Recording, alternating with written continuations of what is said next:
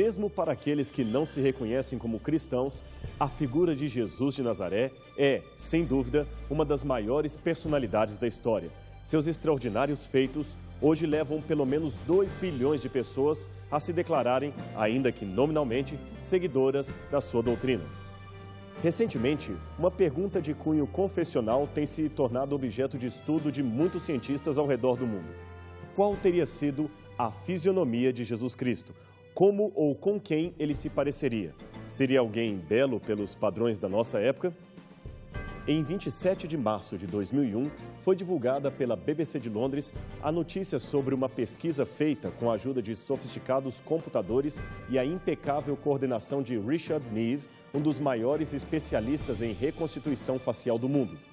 Seu maior fascínio, como ele mesmo admitiu, é reconstituir rostos de pessoas que viveram na antiguidade.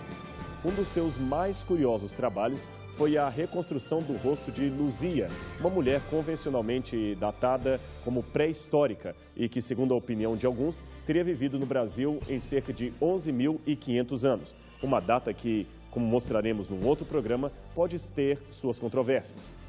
Bem, mas voltando a falar da nova pesquisa de Neve, o seu intento agora era redescobrir como seria o rosto mais famoso da humanidade, o rosto de Jesus de Nazaré.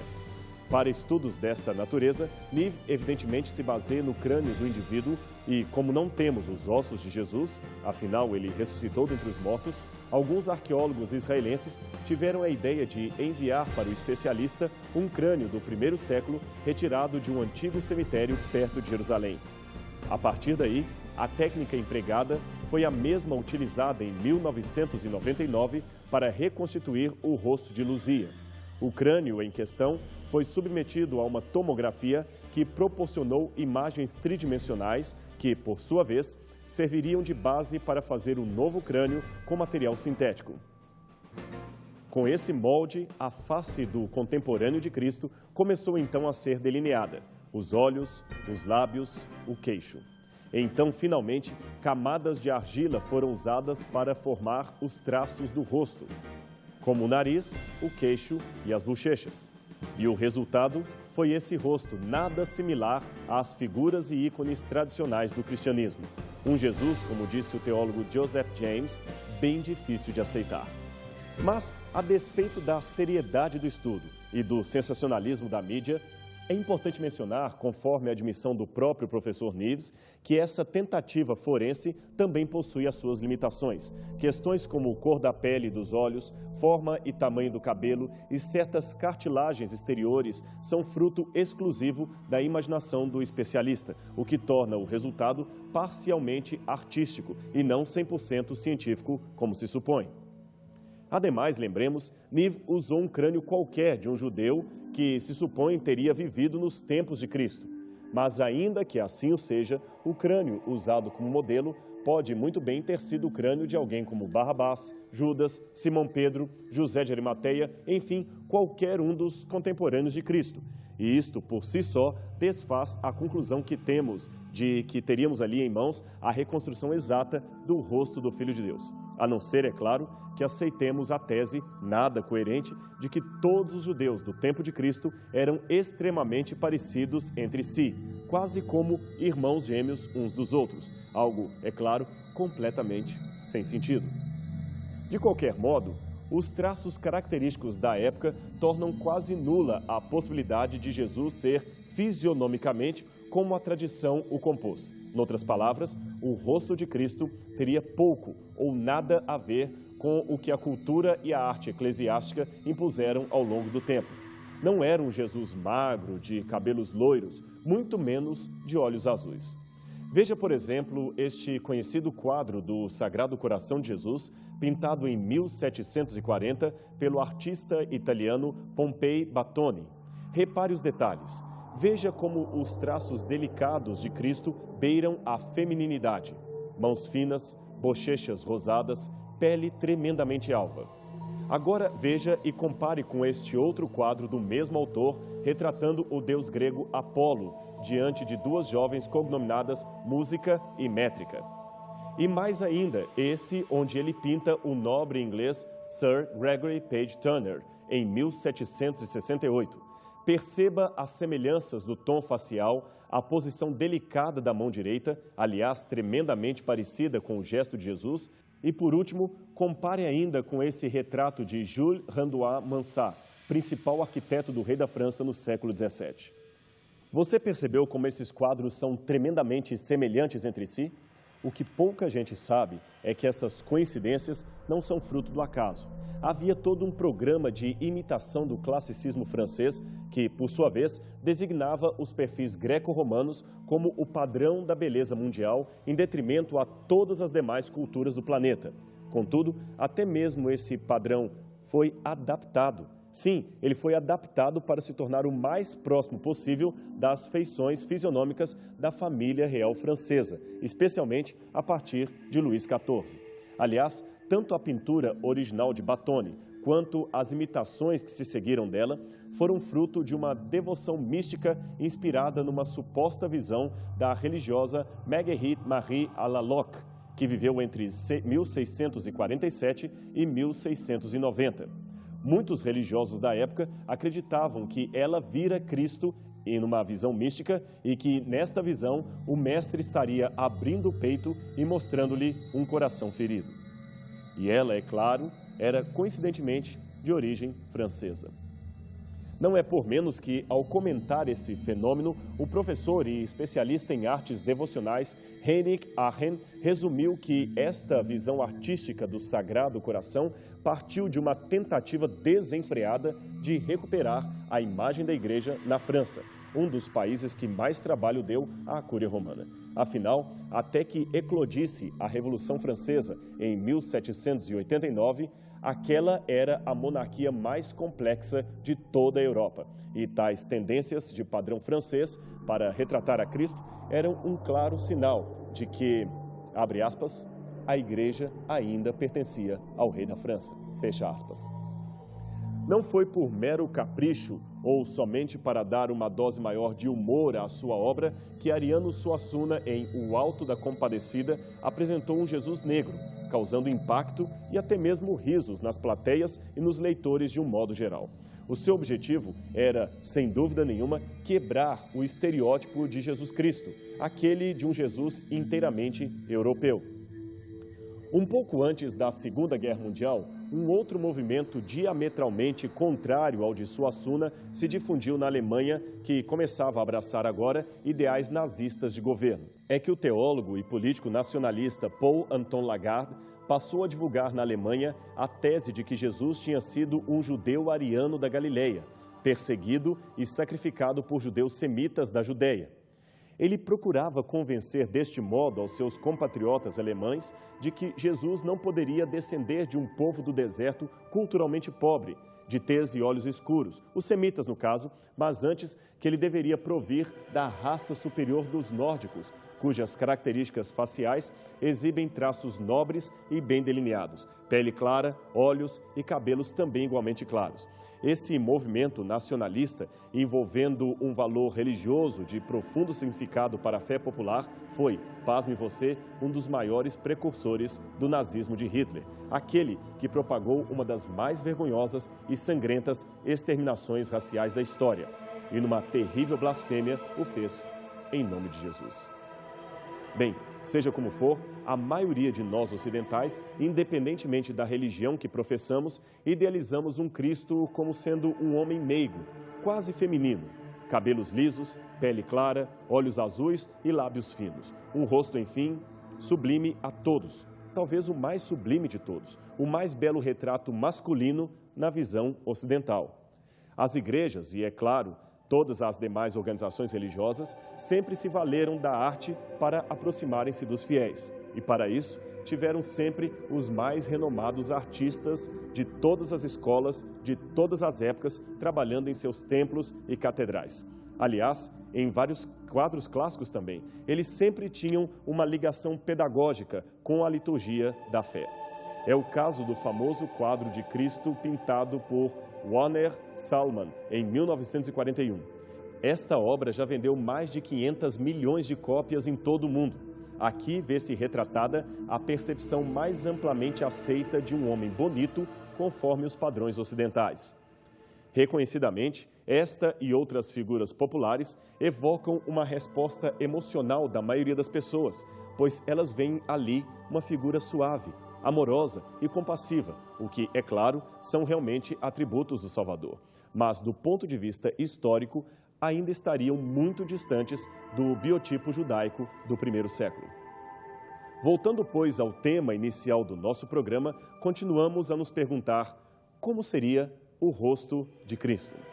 Circula pela internet o conteúdo desta antiga carta latina, escrita por um certo Publio Lentulus, que descreve a fisionomia de Jesus. Este suposto autor romano seria um oficial de Roma na província da Judéia, no tempo de Tibério César. O núcleo essencial do documento é esse. Apareceu na Judéia um homem de virtude singular, cujo nome é Jesus Cristo, a quem os bárbaros estimam como profeta, mas que seus discípulos amam e adoram como se fosse a geração do Deus imortal. Ele chama aos mortos para que saiam das sepulturas e cura toda sorte de doenças com uma única palavra ou toque. É um homem alto, bem modelado. Seus cabelos são da cor do vinho, descem ondulados sobre os ombros, divididos ao meio ao estilo nazareno. Barba abundante, da mesma cor do cabelo.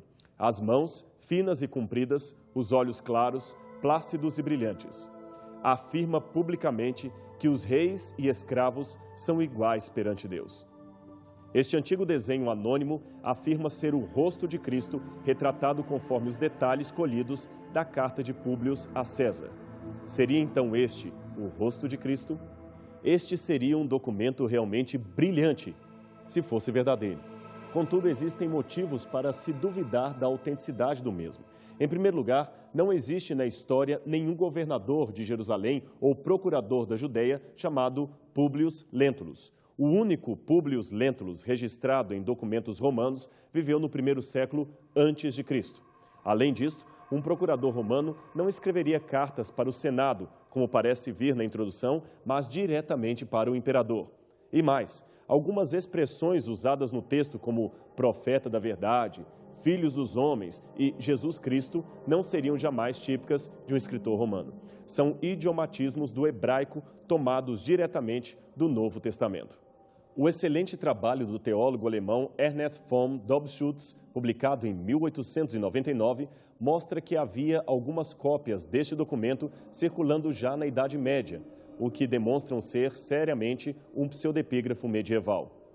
Voltamos, portanto, à estaca zero em busca de nosso rosto de Jesus Cristo. E se pesquisarmos nos primórdios da história do cristianismo, como os primeiros cristãos retratavam a Cristo? Bem, esta é uma pergunta que exige uma resposta delicada, baseada na paleoarte cristã, isto é, nas primeiras manifestações artísticas do cristianismo já encontradas nos séculos iniciais do movimento após a morte dos 12 apóstolos. Mas aqui, novamente, nos esbarramos numa pequena dificuldade. É que os primeiros cristãos herdaram dos judeus uma grande hesitação em fazer representações materiais de realidades transcendentes. Eles temiam pecar contra o mandamento que diz: não farás para ti imagem de escultura, nem as adorarás. É verdade que no Templo de Jerusalém havia uma riqueza de elementos estéticos e conteúdo artístico. No templo também foram utilizados os melhores e mais preciosos materiais disponíveis na época: madeiras, tecidos, metais nobres. Havia também belíssimas representações de elementos da natureza, tais como flores, frutos e animais esculpidos ou entalhados. O primeiro livro de Reis menciona entre os elementos decorativos do templo flores abertas, palmeiras, romãs, lírios, bois e até mesmo querumbis de ouro, que ficariam sobre a Arca da Aliança. Isto mostra que a proibição era quanto à adoração das imagens e não a confecção para fins pedagógicos ou, quem sabe, artísticos. Todavia, quando se tratava do ser divino, aí a coisa era mais séria.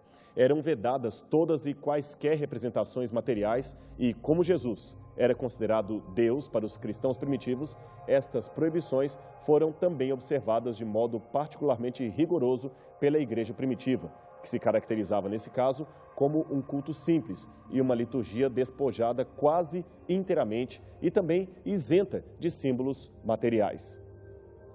O culto e a genialidade artística dos cristãos eram, em suma, extremamente simples.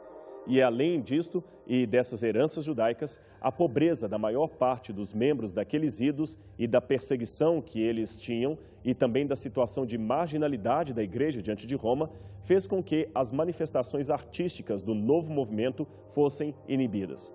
Todavia, apesar das restrições, faziam parte das convicções dos conversos alguns elementos que, no devido tempo, iriam frutificar em ricas e variadas expressões artísticas. Imagens de âncoras e peixes mescladas com cenas bíblicas, como Daniel na cova dos leões ou o sacrifício de Isaque, começaram a lotar as paredes das primeiras catacumbas cristãs de Roma. Veja esta cena dos 3 hebreus na fornalha ardente. Esta é uma boa ilustração da simplicidade dos primeiros traços artísticos do cristianismo. A figura de Cristo, é claro, demorou um pouco a aparecer. Ela veio, a princípio, como tentativa de não descrever o seu rosto, mas sim de dizer quem ele era. E, nesse caso, aparecia a figura do bom pastor, extraída do discurso de Cristo quando afirmou: "Eu sou o bom pastor que dá a vida por suas ovelhas." São João, capítulo 10, verso 11. Depois vieram outras cenas, como a ressurreição de Lázaro, a última ceia de Cristo e outras mais. Curiosamente, até o fim do V século, praticamente não ocorreram representações artísticas da cruz e da crucifixão. Os primeiros cristãos pareciam pouco inclinados a destacar visualmente a morte humilhante do Filho de Deus, preferindo, ao invés disso, retratá-lo em vida, como amigo, senhor e protetor. Mas note que, a partir dos tempos bizantinos, começa-se a explorar mais as feições do próprio Cristo, o rosto de próprio Cristo, como vemos nesse desenho do IV século, pintado na catacumba de Comodilha, em Roma. Note aqui Cristo já aparecendo com barbas e cabelos longos. Porém, é importante ressaltar o testemunho de Irineu de Lyon, um escritor que viveu no II século depois de Cristo e que, portanto, estaria muito próximo das fontes apostólicas. Em seu livro Adversus Hereses, ele relata que, em seu tempo, as imagens corpóreas de Jesus, que alguns já descreviam, eram completamente apócrifas, isto é, fantasiosas. E, confirmando esta declaração, temos a opinião categórica de Santo Agostinho de Hipona, que viveu no V século depois de Cristo e também escreveu: "Ignoramos completamente o aspecto físico de Jesus." Isto está em seu tratado sobre a doutrina da Trindade. Talvez a razão para a assertiva de Agostinho esteja no fato de que, já por esse tempo, Constantino havia ampliado o status social do cristianismo e o crescente poderio da igreja começava a ser traduzido em manifestações artísticas cada vez mais ricas, sofisticadas e, por que não dizer, idolátricas. Se nos primeiros séculos predominavam os temas da simplicidade dos primeiros cristãos, naqueles desenhos ali esculpidos, nos ícones medievais prevaleceu a idolatria e a ostentação em nome de uma fé que estava crescendo. E isto você pode encontrar em qualquer livro de história que for pesquisar. Se atentarmos às páginas da Bíblia Sagrada, notaremos que em nenhuma parte das Escrituras está oferecido o que poderia ser um retrato exato ou um retrato falado de Cristo. Porém, se aliarmos a sua leitura às informações históricas e arqueológicas disponíveis, é possível encontrar ali algumas poucas, porém razoáveis possibilidades. Em primeiro lugar, temos a informação de que Jesus Cristo, embora nascera em Belém da Judéia, foi criado na Galileia. Em outras palavras, ele era inquestionavelmente semita. Ora, esses povos, aqueles que habitavam o sul do Mediterrâneo, eram predominantemente distintos dos gregos e romanos pela cor azeitonada de suas peles, pelos olhos de azeviche, isto é, tremendamente negros, pelos cabelos escuros e pelo nariz arqueado, e também por uma estatura mediana. Precisamos compreender que Jesus de Nazaré foi um carpinteiro, um ofício que ele aprendeu trabalhando ao lado de José. O trabalho manual envolvia duro esforço e não apenas a fabricação de móveis, como muitos supõem, mas o corte de pedras e madeiras para o uso em construção de casas, pontes e outros edifícios. Por isto, as mãos de Cristo deveriam ser bem calejadas e o seu físico bem musculoso devido ao esforço físico requerido no trabalho manual. Aliás, Só o fato de Jesus conseguir ainda carregar uma cruz por bom tempo, depois de uma noite inteira de torturas e sofrimentos, demonstra uma incrível força muscular. Embora Jesus gozasse de boa saúde, cuidasse rigorosamente de sua alimentação, conforme as prescrições do livro de Levítico, afinal ele era o Messias e tinha que dar o exemplo, naquele tempo a expectativa média de vida entre os homens pobres da classe trabalhadora estava na faixa dos 35 e 40 anos, devido aos rigores do trabalho pesado, às doenças e o calor do deserto. Por causa destas questões, desses fatores, a aparência de Jesus provavelmente seria de um homem mais velho do que pensaríamos em relação a alguém de nossos dias, com seus 20 ou 30 anos de idade. Alguns, de posse de uma antiga profecia da Bíblia, registrada no livro de Isaías, capítulo 53, pensam que Jesus não seria belo. Ali é dito o seguinte a seu respeito: porque foi subindo como renovo perante ele, e como raiz de uma terra seca, não tinha beleza nem formosura. E olhando nós para ele, não havia boa aparência nele para que o desejássemos. Contudo, é mais provável que esse texto se refira não ao seu aspecto normal, mas ao estado em que Cristo estava na cruz do Calvário e que, portanto, causaria repúdio a todo o que o contemplasse. Sendo já um homem feito, sua barba e bigode teriam sido muito mais cheios e menos aparados do que em algumas representações artísticas, pois a lei judaica proibia aos homens de apararem os pelos da face. Isso está em Levítico, capítulo 19, verso 27. Vamos ver o que diz ali. Não cortareis o cabelo, arredondando os cantos da vossa cabeça, nem danificareis as extremidades da tua barba. O motivo para tal proibição talvez esteja no fato de que alguns povos pagãos costumavam cortar a barba e oferecer aos ídolos, aos deuses, algo que o Deus de Israel preservou seu povo de praticar. Ademais, os egípcios também tinham o costume de cortar ou tosquear as suas costeletas, como pode ser visto nos sarcófagos das múmias e também nas representações das divindades nos monumentos egípcios. Mas os hebreus, para se separarem das nações vizinhas, ou talvez para colocar um fim a alguma superstição existente, eram proibidos de imitar essa prática. Até hoje, como você pode ver, eventualmente, ao presenciar judeus racídicos, percebendo que eles costumam não cortar as suas barbas e também os cabelos, ou pelo menos aqueles que cobrem as têmporas. Em termos de temperamento, Jesus deveria ser uma pessoa muito carismática, pois até as crianças, que não tinham na época as mesmas liberdades das crianças de hoje, se sentiam à vontade para correr até ele. O mesmo se pode dizer de mulheres, que não ousariam se dirigir a um homem comum em público. Algumas de suas parábolas têm um estilo até bastante próximo ao humor sapiencial daquela época, o que significa que, em alguns casos, os seus exemplos eram irônicos e puxavam até risos do auditório. A menção da imagem de um camelo passando pelo fundo de uma agulha realmente fez o auditório sorrir.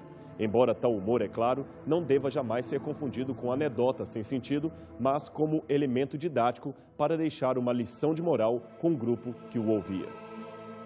Porém, se o momento exigisse, Jesus também poderia imediatamente se tornar enérgico, como no momento em que, munido de um chicote, expulsou os vendilhões do templo. Noutras situações, ele se tornava melancólico e chorava, como no caso da morte de seu amigo Lázaro. Talvez mais interessante do que a sua personalidade é que ele não temia demonstrar emoções. Jesus ria quando necessário, chorava se preciso fosse e admitia o medo que estava sentindo no Getsêmani. Ele não era falso em seus sentimentos, ele vivia no mais exato grau a sua realidade humana. Todos esses elementos foram tirados das entrelinhas dos evangelhos. São poucos, é verdade, mas nos deixam uma lição muito importante. Talvez o motivo pelo qual Deus não foi tão claro em revelar detalhes da fisionomia de Cristo é para que ele seja hoje aquilo que deve ser, um Jesus de todos, com características de negros, brancos, pardos, amarelos. Que ele possa realmente espelhar o nórdico, mas também o australiano, o africano, que se revele no rosto do japonês e também do jamaicano, mas acima de tudo, que ele se revele em você. Afinal de contas, nós hoje somos convidados a ser o rosto de Cristo para uma humanidade carente. E este é de fato um privilégio, um privilégio que você não deveria jamais perder. Empreste o seu rosto a Cristo e revele, através das suas atitudes, o rosto de Cristo para a humanidade.